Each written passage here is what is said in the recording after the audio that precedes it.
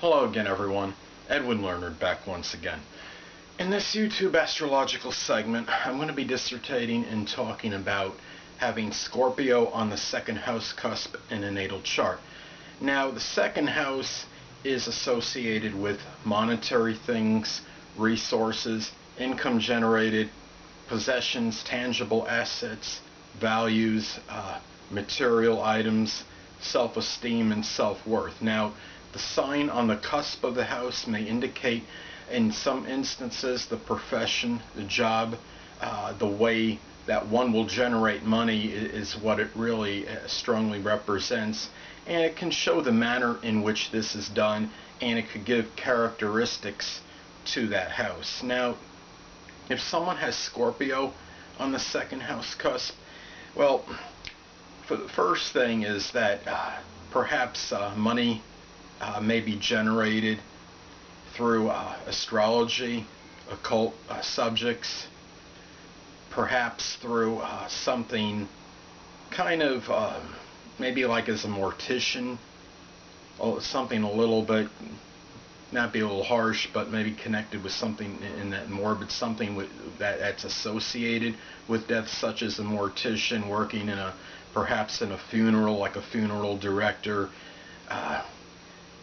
There could be, a person may make money perhaps through other Scorpio, like things such as psychology, psychiatry, law enforcement, detective work, investigation, forensics, perhaps solving mysteries, which is pretty much in that police type realm. Could work even maybe in chemistry, maybe because of the extensive research that is involved, and maybe trying to find new ways to perhaps cure diseases.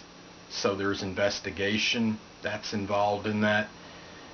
This could be somebody that puts a lot of value in Scorpio-like things. Maybe in sex, maybe a little bit more strongly on compared to the average person. Values on having control, and in control, this person may feel a strong need to have that control over their finances, more so than the average person, and it can be very guarded, perhaps in connection with maybe perhaps manipulation of their funds by somebody else.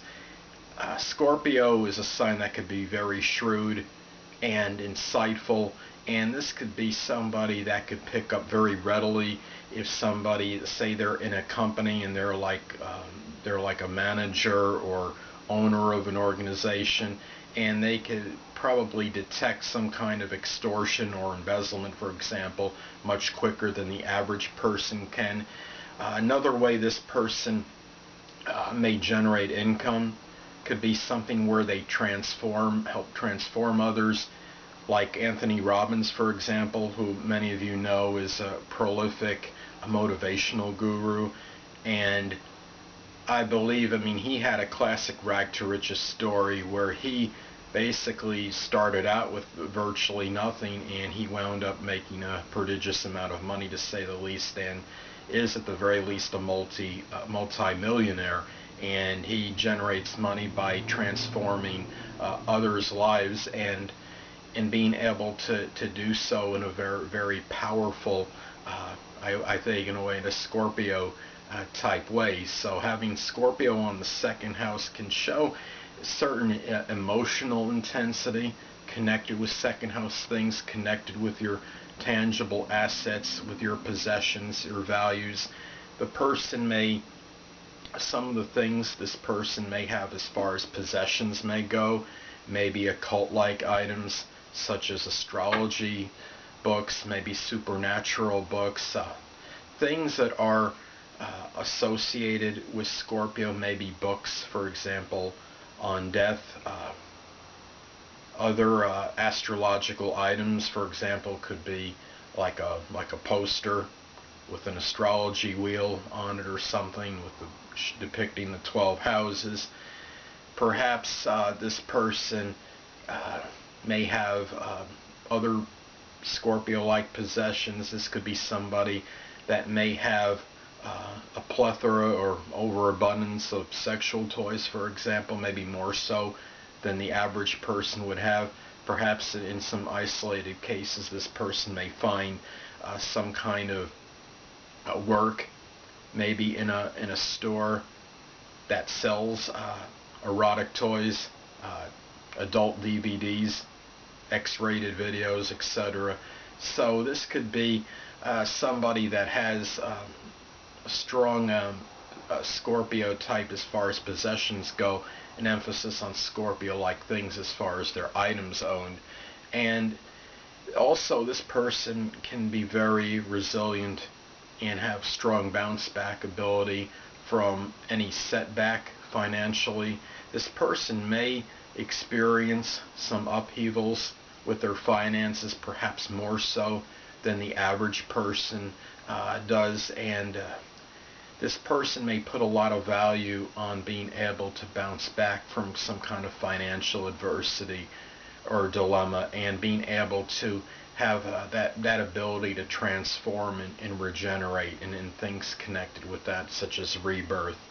And also, Scorpio is the sign that rules death, and as I stated before, maybe this person in some cases may work in something connected with death. There was someone I knew at one time, I believe she had Scorpio on the second house cusp, and if so, I know she had stated she did something as far as like maybe like, I don't know what you call it when a body, when someone dies, and for the funeral or whatever, they do something to make the appearance better, like putting makeup or something on the body, make it look, I guess, a little bit more, I guess, more attractive, so to speak. And I don't know what profession that is, but I believe she had Scorpio on the second house cusp, and had worked